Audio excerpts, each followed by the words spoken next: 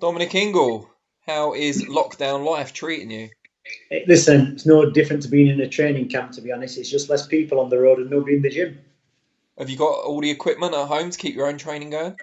You know what? I obviously do a lot of weight training, and the gym is I'm actually sat in the Galahad at the minute, um, and the gym is just next to me, but it's closed because the guy who runs it is over 70 years old, so he's observing the lockdown rules, which is good. And we've got the Ingle gym.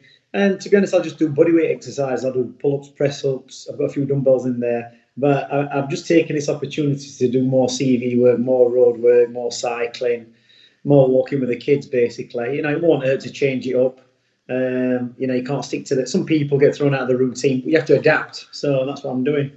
How are the kids reacting to daddy being home a bit more often? Well, to be honest, I spend a lot of time with my kids anyway. What I mean? It's one of my things, and that's one thing I've noticed when I'm out on my bike or running.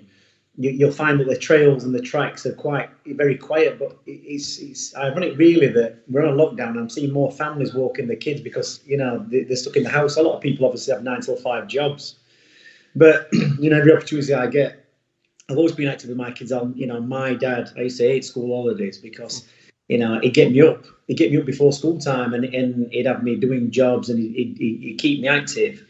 And for the first week, my friends had come round to play, then he'd rope them into a job and I never saw him for the next 5 weeks. And I said to him, why don't you come round? Well, your dad's always getting us doing jobs.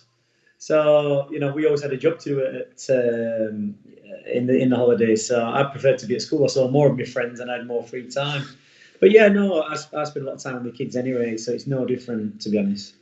How often are you in touch with the lads? Have you got like a group chat going on or something like that? Yeah, we have a group chat, and apart from Kid Galahad and Kell Brook, who are in Sheffield, Liam Williams is in the Welsh. He's in Wales in the Welsh Hills.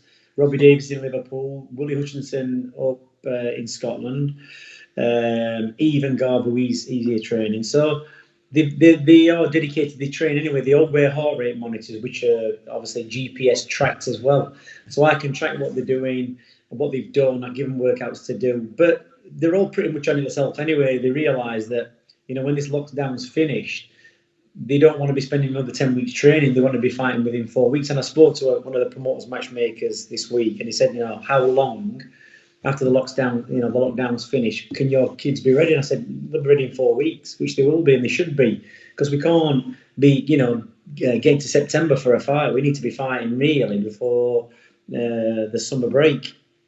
And do you think boxing will return before the summer break, considering how things are going at the moment? You know what? I think it. I think it will. I mean, we're coming into April. We've got April, May. What I mean? People should be training. How long does it organise? How long does it take to organise an event? So, and people are going to be starved of entertainment. So, I don't think there'll be a problem with the sales. All right, obviously, financially, people might be, struggling. But really, we do need it. We do need it before then. I think to keep it flying. You've been channeling your energies in a positive manner. You've created and released a song. Oh, maybe released not the right word, but you've put out a song in support of the NHS amid the current pandemic.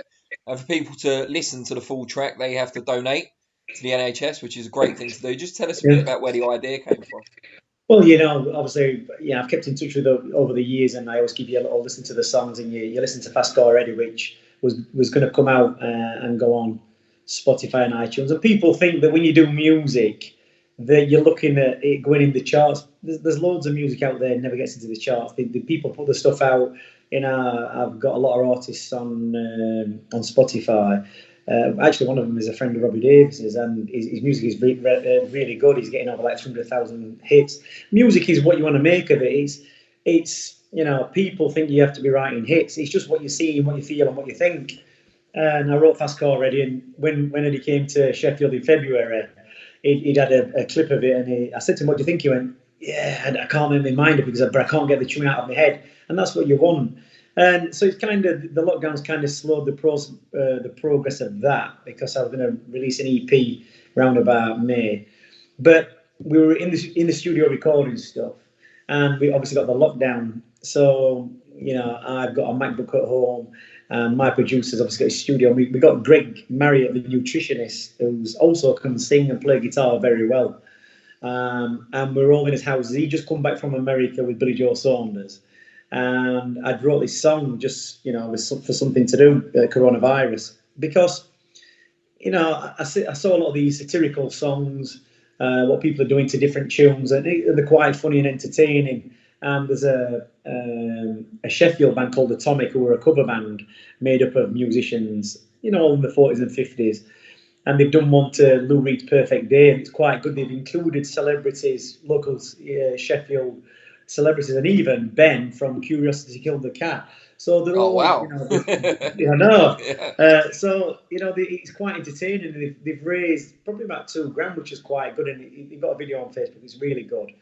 But I thought I wanted to write a song, an original song, documenting what's going on because, I'm 50 odd years old and this has never happened in my lifetime and it's probably not going to happen again.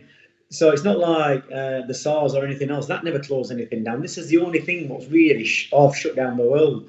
So, I got inspired to write it, and I've got my brother-in-law's a doctor, Philip Saw, who's also a board doctor as well.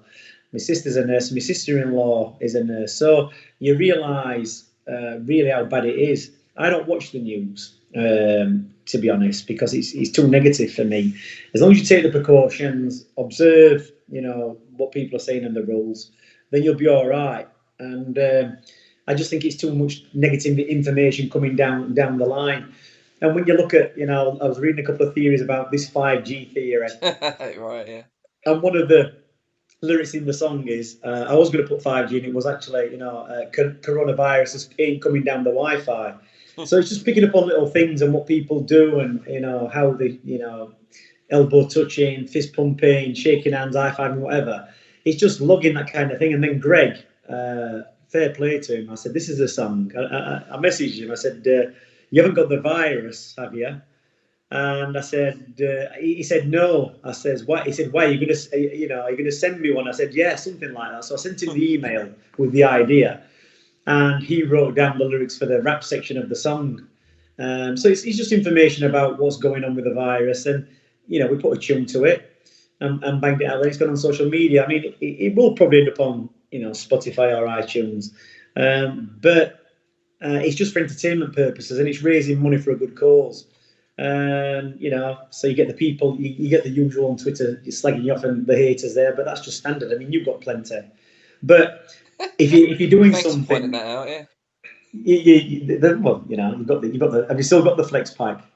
Yeah, there's like an anti-Flexpack, I think, as well. They haven't collectively named themselves yet, but yeah. There's a fair few critics out there. But to be honest, as long as it's when people aren't talking about it when you've got to worry. So it's good and it's out there, and I've had a lot of positive feedback from people, not my backslappers, people who I have a few people around me. Not that I need to be kept level-headed, but I have a few people around me who give it me straight, and they don't just slap me on the back and tell you're doing everything great. They'll be realistic and point things out. So I've had good feedback from people. And it's doing all right. We're nearly up to £2,000. I've set a total of 10,000. Whether it reaches that, I don't know. But it's being ambitious. I think you've got to be ambitious.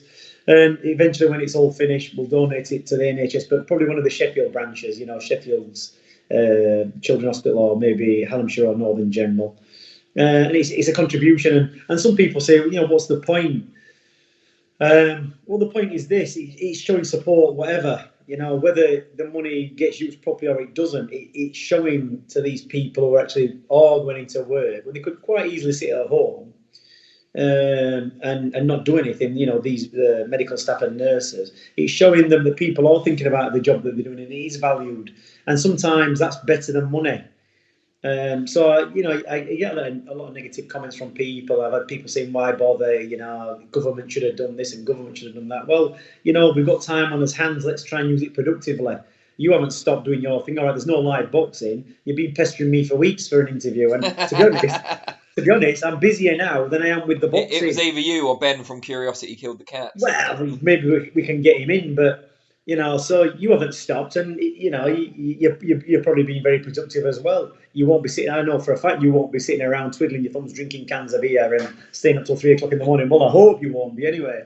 Nah, that's not really my thing. Even when I was a young man, it wasn't. So No, so I've had a few people contact me to do video interviews, and it was just finding the time when I got the time to sit down because I have been busy. I found a lot of things to do. Obviously, I'm training Kid Galahad. He's in the gym. Kell Brook's training from home, doing his runs, keeping his weight down. Everybody's doing something. So, and that's the way you get through it. It might be 12 weeks, but we're used to this kind of block because we train for 12 weeks. We're in a camp for 12 weeks. And, people say, so what? But you don't really conduct your life in a normal way because, when I've got 4 or 5 kids training, I'm in the gym quite often. I might be away on the training camp. You're always doing something. And you go to bed early because you've got a lot of work. You've got a workload. I train myself as well. So you got to go to bed early, and you've got to focus on what you're doing. So it's just another lockdown, but in a different way. It's not a training camp lockdown. It's a health lockdown, and nobody knows how bad it is. But I've seen lots of stuff online on Facebook, people taunting the police, and it's just silly, really. Whether it's right or not, you've got to stick to the rules, and hopefully we're all going to come through it, and it's going to pick things up by the beginning of the summer or the end. You mentioned Kell Brook just then. He obviously had a well-documented period out of the ring, suffered from depression during that time, put on a lot of weight, and the big fights that he was after just weren't coming. He's returned now with a really exciting win over Mark DeLuca. Everyone was really impressed with his performance. Yeah. But now this has happened. Has it come at just really the wrong time for him? I think this has come for the wrong time for everybody. I think any time out for anybody is bad, but it's how you deal with it. And the thing is, with Kell, if you look through his career, he has had a lot of long periods of time out of the ring. But in his last fight, he did well. DeLuca was the ideal opponent because he was a tough kid. And I said to Eddie, this could have been an ideal test for Kell because he's I think a former Marine. He's been in do-or-die situations before. And, he probably thought, if I put it on Kell Brook after his last performance, I'll get him. And it was his big chance. And I said to Eddie, if Kell, the old Kell Brook, without the layoff, would have probably got rid of DeLuca in 4 or 5 rounds. I said, I'm expecting Kell maybe 7 or 8.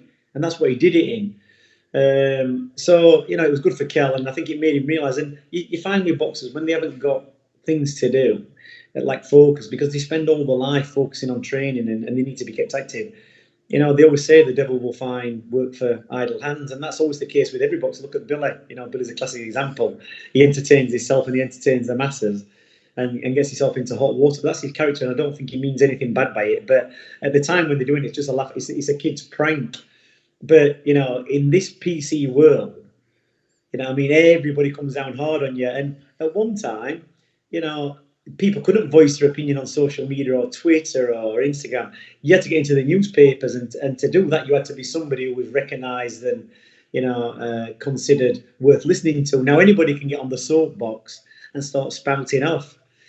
So, it's entertaining, but, Kell's ticking over, and look, everybody's in the same position. He'll be getting his weight down, and hopefully Eddie does get him a fight or whatever he arranges. And, like I say, he needs 1 or 2 decent fights before he finishes. With boxers at Kell's level and also further towards the end of their career than the beginning, something like this, does that put more pressure on them? Say they're only going to fight once or twice this year to have a really big fight rather than, tune-ups or marking time fights. Yeah, but, look at the situation with Kell. He had more than a year out between his last fight, and he still came back in a good place. But, it was a difficult camp because when a year goes by, it's another year on the clock. But I've always said about Kell Brook, he's one of the most resilient fighters I've ever met because, he's nearly been killed twice. He had his leg slashed, obviously well documented. And then when he was 18 and 19, he got stabbed. And you don't really hear many people surviving 2 stabbings. And, it just would be nice for him to, get the fight he wants before he finishes his career. I've said this a lot of times before. But once he switches on to train, and once he's locked into training and he's on it, and he's an all or nothing type of kid. And even in his last camp, you do see it with fighters when they come to the end of their career that they start getting a little bit disinterested and not as motivated and cutting corners. But the one thing, Mikel, I always say in training, he's one of the hardest men to beat in training. He's very competitive. He doesn't like to lose, and that's the one good thing. And when you see that slipping, when you see that they can no longer be bothered, that's the time for concern. And like I said in his last fight, we'll learn a lot about Kell Brook, because Kell Brook hit that kid with some big shots, bust his nose, and the kid kept coming. He never stopped till he had to be stopped. He never stopped coming until he got clipped and went down. He couldn't carry on. And generally when you're hitting somebody with big shots and they keep coming, and you've no longer got it, you tend to think, we don't need to be doing this, and you lose heart. And Kell didn't. So like I say, he's training. We're all in a group together. We've still got the banter going. Everybody's keeping on top of each other, and the best time is when they come back to see who's actually been keeping on it more than others, because they'll be wanting to punch. Liam Williams likes punching things, so we'll see. What's the latest in the terms of the situation for Barry and for Liam for the IBF and WBO titles respectively, both #1 contenders?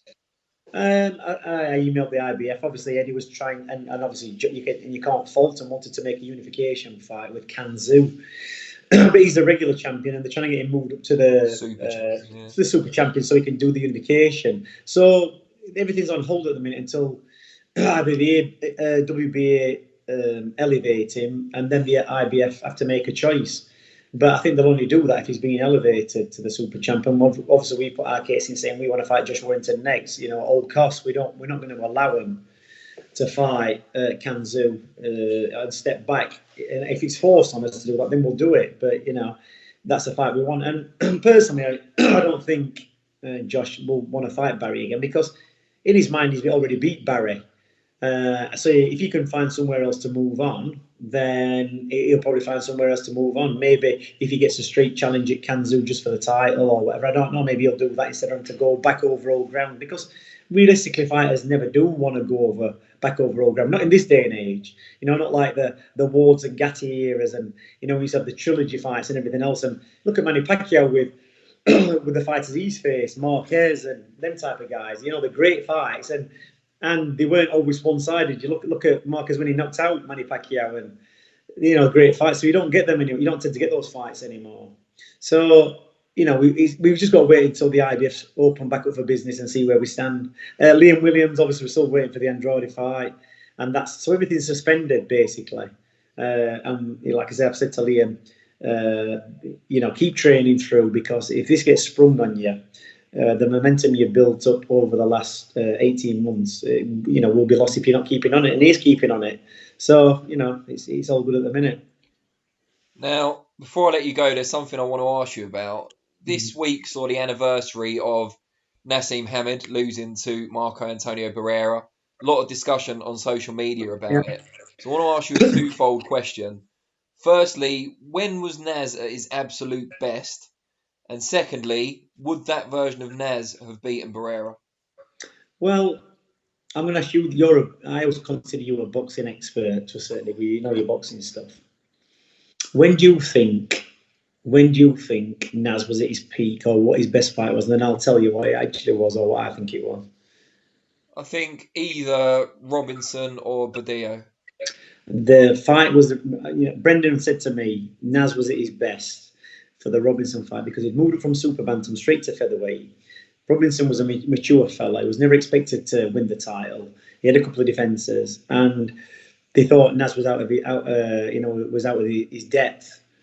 And he trained very well for that fight. He was on fire because he knew the eyes of the world were watching him, and he shouted his mouth off that much what he was going to do. He had to back up the claims, and once he climbed that hill, really, apart from the Kevin Kelly fight, there was never really any challenges for him. And I think he realised that he'd look at fighters and then start adjusting his training.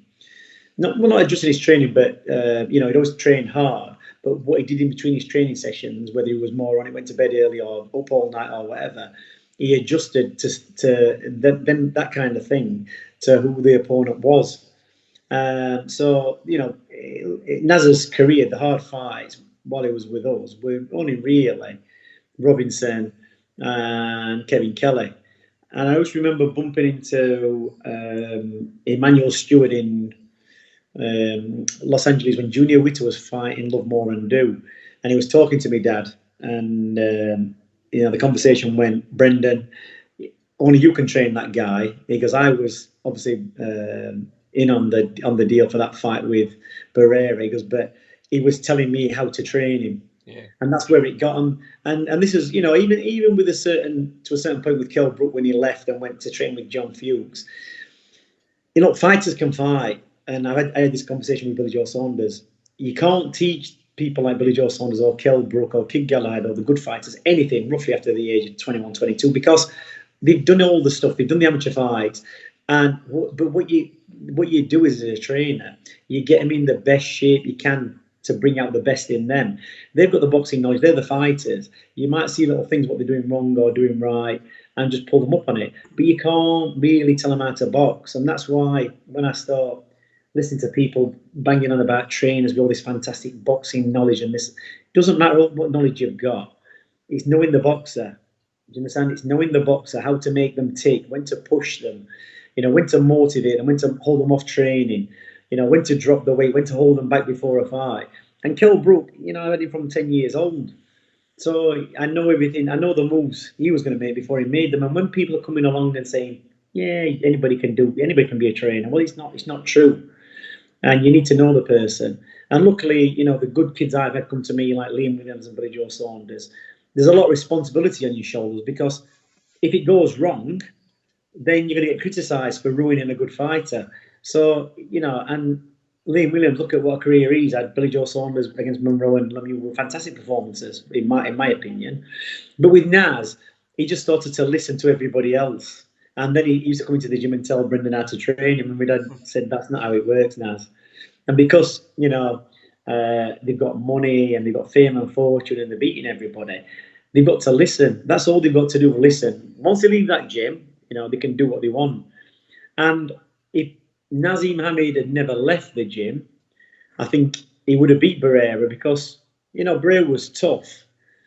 But Nazs just, if you look at the build-up to that fight, Little Prince, Big Fight, Little Prince, whatever it was a shambles. The sparring partners, what they did, how they trained, it was shocking. But the people around him, like his brothers who were, managing him, who got no idea, just let him do what he wanted to do. And I hear this word bandied around a lot with boxers. Well, he's his own man. He's in charge. He's the boss. No, he's not. He's the boss in the ring to a certain degree, because they've got to listen to somebody fighters. There's very few fighters, and I've said this before, several occasions. Floyd Mayweather, maybe the fighter who could probably go in a ring on himself and just had somebody wash his gum shield like he knows what he's doing. There's not many more fighters like that out there. There's one or two, but Floyd Mayweather can probably do it on himself. And look at his record and the way he fights. The only man to beat Canelo, a bigger guy. That's no matter what, he's a smart guy. And unless you're him, you've got to listen to somebody who knows what they're talking about. And with Kell Brook, he made a mistake. He left. It wasn't a great performance. Kell Brook got himself through that fight. And Billy Joe Saunders, another one, very, very skillful fighter. But how well they box, it depends on how well they go through a training camp, how motivated they are, what there is to gain at the end of it. Because that's what it's all about, recognition and money. And you've got to be motivated. And the longer your career goes on, it is difficult to get up for fights what don't mean anything or just ticking over fight. You've got to challenge yourself, and you've got to put fear into yourself to make you want to compete and win. So, that's how boxing is. And we'll just see how it goes in 2020. We've nearly wasted, a third of the year already.